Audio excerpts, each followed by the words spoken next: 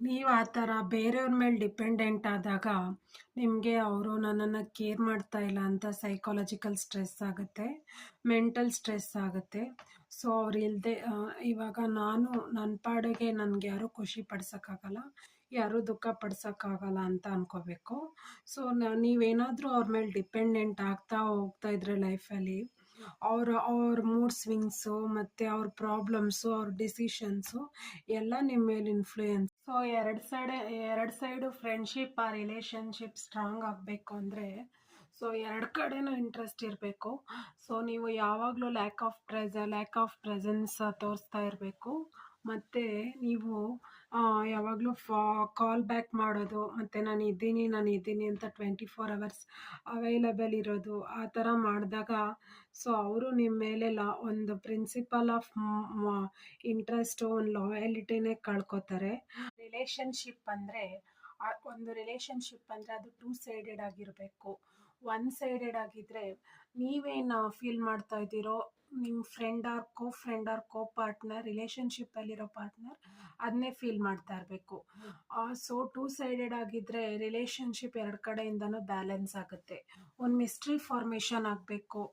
ಒಂದು ಒಂದು ಒಂದು ಸಂಬಂಧದಲ್ಲಿ ಏರಿಳಿತ ಇರಬಾರ್ದು, ಒಂದು ಈಕ್ವಾಲಿಟಿ ಇರಬೇಕು. ಸೊ ಆವಾಗ ಮಿಸ್ಟ್ರಿ ಅಂದರೆ ಇವಾಗ ನೀವು ಒಂದು ರಿಲೇಷನ್ಶಿಪ್ ಆರ್ ಫ್ರೆಂಡ್ಶಿಪ್ಪಲ್ಲಿ ಇರ್ತೀರಾ ಅಂತ ಅಂದ್ಕೊಳ್ಳಿ.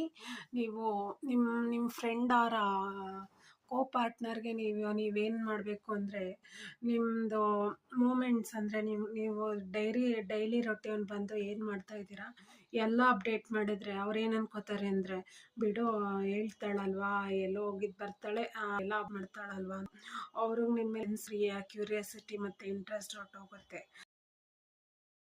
ನೀವು ಯಾವಾಗಲೂ ಯಾರಾದರೂ ನಿಮ್ಮ ಕೋ ಪಾರ್ಟ್ನರ್ ಆರ್ ಕೋ ಫ್ರೆಂಡ್ ಯಾರಾದರೂ ಆಗಿರ್ಬೋದು, ಗ್ರೂಪ್ ಫ್ರೆಂಡ್ಸ್ ಆಗಿರ್ಬೋದು, ಯಾರೇ ನಿಮ್ಮನ್ನು ಪಾರ್ಟಿಗೆ ಇನ್ವೈಟ್ ಮಾಡಿದ್ರು, ಸಡನ್ನಾಗಿ ಏನಕ್ಕಾದ್ರೂ ಕರೆದ್ರೂ ಎಲ್ಲ ಟೈಮಲ್ಲೂ ನೀವು ಅವ್ರಿಗೆ ಬರ್ತೀನಿ ಅವೈಲಬಲ್ ಇದ್ದೀನಿ ಅಂತ ತೋರಿಸಿದ್ರೆ ಆವಾಗ ನೀವು ಸೆನ್ಸ್ ಆಫ್ ರೆಸ್ಪೆಕ್ಟ್ನ ಕಳ್ಕೊತೀರ. ಸಮ್ಟೈಮ್ಸ್ ನೀವು ಲ್ಯಾಕ್ ಆಫ್ ಆಬ್ಸೆನ್ಸ್ ತೋರಿಸ್ಲೇಬೇಕು, ಬಟ್ ನಿಮ್ಮ ವ್ಯಾಲ್ಯೂಸ್ ಅವ್ರಿಗೆ ಗೊತ್ತಾಗೋಕ್ಕೋಸ್ಕರ ನೀವು ತುಂಬ ಅವೈಲಬಲ್ ಇದ್ಬಿಟ್ರೆ ನೀವು ನಿಮ್ಮ ಮೇಲೆ ರೆಸ್ಪೆಕ್ಟ್ ಕೊಡ್ತಾ ಬಂದರೆ ಅದು ಲ್ಯಾಕ್ ಆಫ್ ಅಬ್ಸೆನ್ಸಲ್ಲಾಗಿರ್ಬೋದು, ನಿಮ್ಮ ನಡವಳಿಕೆಯಲ್ಲಿರ್ಬೋದು, ಸೊ ನೀವೇನು ನಡ್ಕೊಳ್ಳೋ ಅಂಥ ಒಂದು ಲೈಫ್ ಸ್ಟೈಲಲ್ಲಿ ಇರ್ಬೋದು, ಅದು ಬೇರೆಯವ್ರಿಗೆ ಇಷ್ಟ ಆದರೆ ಅವರು ನಿಮ್ಮನ್ನು ಗೊತ್ತಿಲ್ಲದೆ ನಿಮ್ಮನ್ನು ರೆಸ್ಪೆಕ್ಟ್ ಮಾಡ್ತಾ ಹೋಗ್ತಾರೆ. ಫಸ್ಟು ನಿಮ್ಮತನವನ್ನು ನೀವು ರೆಸ್ಪೆಕ್ಟ್ ಮಾಡಿದ್ರೆ ಬೇರೆಯವ್ರನ್ನ ನೀವು ಅಟ್ರ್ಯಾಕ್ಟ್ ಮಾಡ್ತೀರಾ. ಸೊ ಆವಾಗ ನಿಮ್ಮ ಮೇಲೂ ರೆಸ್ಪೆಕ್ಟ್ ಇರುತ್ತೆ, ನೀವು ಬೇರೆಯವ್ರ ಮೇಲೂ ರೆಸ್ಪೆಕ್ಟ್ ತೋರಿಸ್ತಾ